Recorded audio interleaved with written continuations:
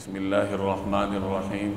حضرت زید بن خالد رضی اللہ تعالی عنہ کی روایت ہے کہ نبی کریم صلی اللہ علیہ وسلم نے ارشاد فرمایا، جس کا مفہوم یہ ہے کہ جس شخص نے کسی روزے دار کو روزہ افطار کروایا تو اس کو بھی روزے دار جتنا ہی اجر ملے گا۔ یہ شعب الایمان کی روایت کا مفہوم ہے۔ اگر کوئی آدمی کسی شخص کو روزہ افطار کرواتا ہے تو میزبان کو اپنے روزے کا بھی ثواب ملتا ہے اور مہمان روزے دار کے روزے کا بھی اس کو ثواب ملتا ہے، جبکہ مہمان کے اپنے روزے کا اجر کچھ کم نہیں ہوتا، اس کو اپنے روزے کا پورا اجر ملتا ہے۔ البتہ اللہ جل جلالہ اس کو روزہ افطار کروانے کی برکت سے میزبان کو بھی اس کے روزے کا ثواب پہنچا دیتا ہے۔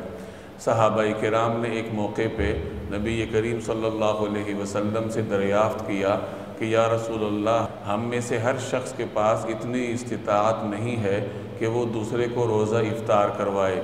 تو آپ صلی اللہ علیہ وسلم نے فرمایا کہ یہ اجر اللہ تعالیٰ اس شخص کو بھی عطا کرتا ہے جو پانی یا دودھ کے ایک گھونٹ یا ایک کھجور کے ذریعے کسی کو روزہ افطار کروائے۔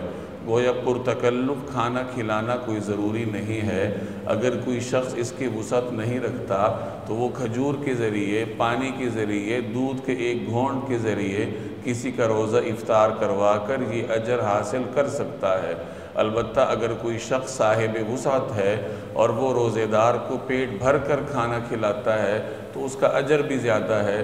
چنانچہ صحیح ابن خزیمہ کی ایک روایت کا مفہوم ہے کہ جو شخص کسی روزے دار کو جی بھر کر پانی پلاتا ہے تو اللہ تبارک و تعالی اس کو میرے حوض سے یعنی حوض کوثر سے ایسا سیراب کریں گے کہ پھر جنت داخل ہونے تک اسے پیاس محسوس نہیں ہوگی۔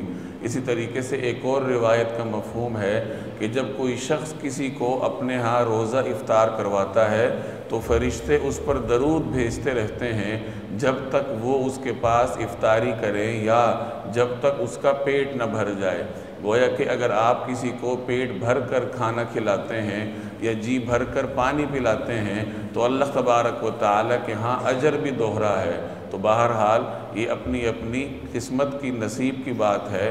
اگر کسی شخص کو اللہ نے وسعت دے رکھی ہے تو وہ روزے داروں کو تلاش کر کے ان کو اپنے دسترخوان پر بٹھا کر خوب کھلائے، اور اگر کسی شخص کو اللہ نے رزق کم دے رکھا ہے تو وہ اتنا تو کر سکتا ہے کہ جو باہر مزدوری لوگ کرتے ہیں، ریڑیوں پر لوگ کھڑے ہیں، ان کو جا کر پانی کچھ پلا دے یا کھجوریں ان میں جا کر تقسیم کر آئے یا افطار کے وقت ان کو جا کر کوئی شربت پلا دے تو اللہ تبارک و تعالیٰ ان کو ان کے روزے کا بھی اجر عطا فرمائیں گے۔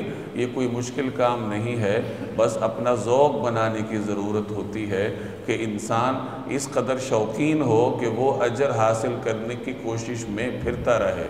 اللہ تبارک و تعالیٰ عمل کرنے کی توفیق عطا فرمائے۔